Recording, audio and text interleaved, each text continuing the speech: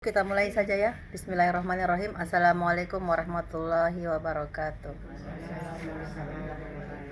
Alhamdulillah rabbil bi ni'matihi tatimmus sholihat. Wassalatu wassalamu ala khairil makhluqat wa ala alihi wa ashabihi ajma'in as-sadat. Amma ba'd. Ibu-ibu yang dirahmati oleh Allah Subhanahu wa taala, alhamdulillah malam ini semuanya sehat-sehat. Semoga kita semua selalu sehat. Baik, di sini sebelum kita mengaji sebagaimana biasa, saya akan share materi tentang pesan perkataan Ibnu Umar radhiyallahu anhu ta'ala anhuma setelah beliau mendengarkan hadis Nabi untuk tinggal di dunia seperti orang asing atau yang menumpang lewat saja. Beliau mengambil kesimpulan. Jadi ada hadis Nabi tentang bahwa kita ini ad-dunya ul mata. Dunia itu hanyalah perhiasan, hanya sementara. Kita di sini hanya sementara, jadi hanya sebagai laksana persinggahan, laksana kita berteduh. Kalau hujan kita singgah sementara, itulah dunia. Yang kekal, yang abadi nanti kehidupan akhirat. Jadi kesimpulannya yaitu yang pertama, jika telah tiba sore hari, maka jangan tunggu pagi hari. Jadi jangan menunda-nunda untuk ibadah. Jika telah tiba pagi hari, maka jangan tunggu sore hari. Yang ketiga, gunakan waktu sehat sebelum sakit dan gunakan kehidupan sebelum datang kematian. Jadi seakan-akan di sini Ibnu Umar menasehati kita semua agar menjadikan kematian selalu ada di pelupuk mata kita. Jadi kita selalu ingat mati, tazkiratul maut, mengingat mati, sehingga kita senantiasa semangat untuk melaksanakan ketaatan, menggunakan kesempatan yang Allah berikan sebelum datang atau sebelum hilangnya waktu luang, sebelum hilang kesempatan yang diberikan kepada kita. Jadi ibu-ibu, alhamdulillah semuanya kita ini masih diberi kesempatan oleh Allah, masih diberi nikmat sehat, nikmat iman, nikmat Islam, nikmat hidup, sehingga kita masih bisa belajar mengaji. Hadis perkataan Ibnu Umar ini mengajarkan kepada kita untuk jangan terlalu panjang angan-angan dalam urusan dunia. Jadi jangan terlalu bercita-cita yang aneh-aneh. Kita jalani saja semuanya dengan baik, kita laksanakan semua saja perintah Allah dengan baik. Kita sebagaimana biasa hari-hari kita biarkan berjalan apa adanya, jangan memaksakan diri, jangan melihat dunia itu melihat ke atas, tapi lihatlah ke bawah. Namun ketika lihat orang bertakwa, orang pintar mengaji, kita juga gregetan ingin belajar. Itu yang baik ibu-ibu. Jadi kita melihat ke atas untuk akhirat, jangan dunia. Kalau masalah akhirat, kita harus mempunyai himmah aliyah, semangat yang tinggi. Harus himmah aliyah, maksudnya semangatnya itu harus tinggi kalau tentang akhirat. Rasulullah juga mengatakan bahwa jika kalian minta kepada Allah, maka mintalah surga Firdaus. Ini hadis riwayat Bukhari, hadis sahih. Jadi kalau kita berdoa, mintalah surga Firdaus. Kita harus punya semangat kalau masalah akhirat. Karena kita semangat, maka kita harus terus beramal. Jadi bagaimana kita mau beramal kalau tidak semangat? Jangan pide, sebentar pide, belum pi juga maghrib. Baru jam 5, belum pas sembahyang asar, setengah 6 pide, ditunda-tunda. Jadi jangan seperti itu ibu-ibu. Berbeda dengan angan-angan dunia. Jangan terlalu panjang angan-angan. Ibnu Umar menyuruh kita untuk bersegera kalau sudah tiba di pagi hari, maka jangan tunggu sore. Apa yang bisa kita kerjakan sekarang, jangan tunda, karena belum tentu kita bisa hidup sampai sore hari.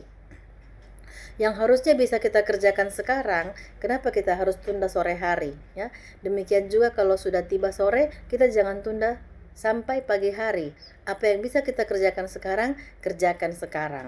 Amal apa saja, semua amal yang bisa kita lakukan di pagi hari atau sore hari, maka harus langsung kita amalkan, jangan ditunda.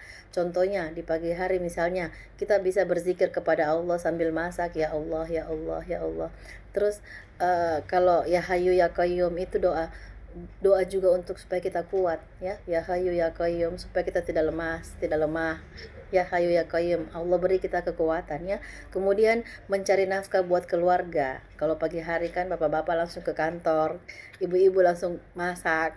Kemudian di sore hari pun demikian, misalnya sempatkan baca Quran.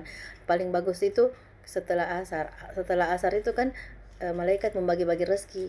Makanya ketika sholat asar, azan asar, jangan tunda, langsung kita segera sholat.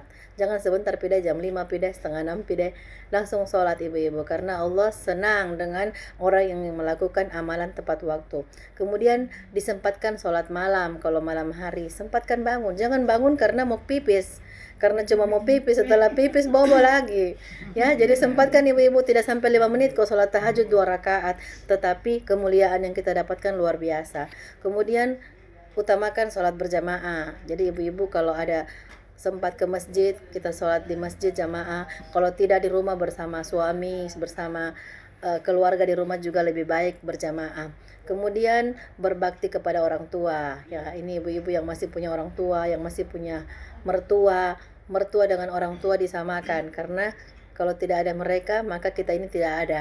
Jadi birrul walidain itu harus kita utamakan, berbakti kepada orang tua selagi orang tua masih hidup, tidak 2 kali diberi kesempatan ya.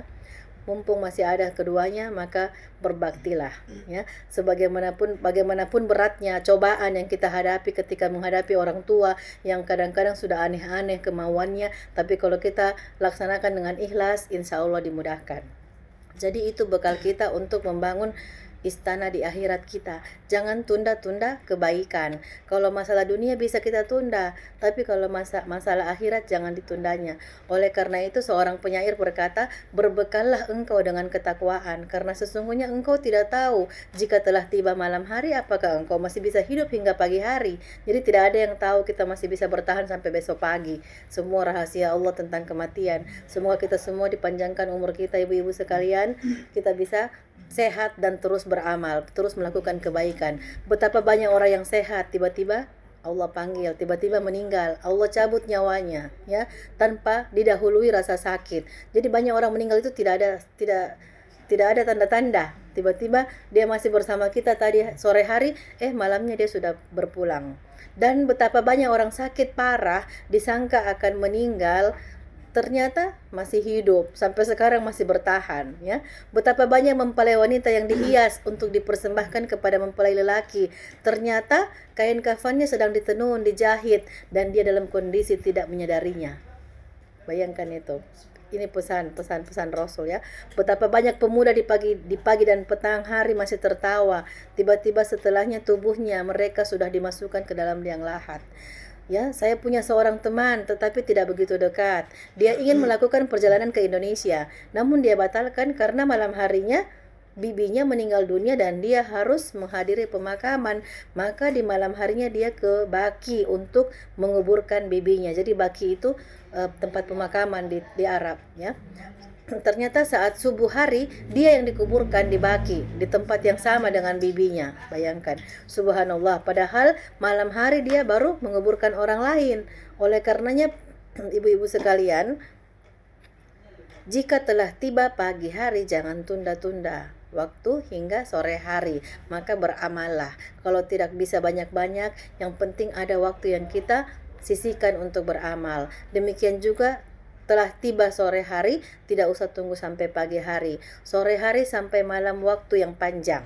Banyak yang bisa kita kerjakan dengan berzikir, baca Quran, berbuat baik pada orang tua, pada tetangga, saudara, membuat orang tua tersenyum, itu juga sudah beramal, dan yang lainnya. Jadi kalau kita bikin nenek tersenyum, kita beramal ya. Karena semoga Allah Subhanahu wa taala memberi taufik kepada kita semua untuk senantiasa beramal soleh dan tidak menunda-nunda amal soleh. Itu saja yang bisa saya share Bu Ibu. Selanjutnya kita mengaji sebagaimana biasa.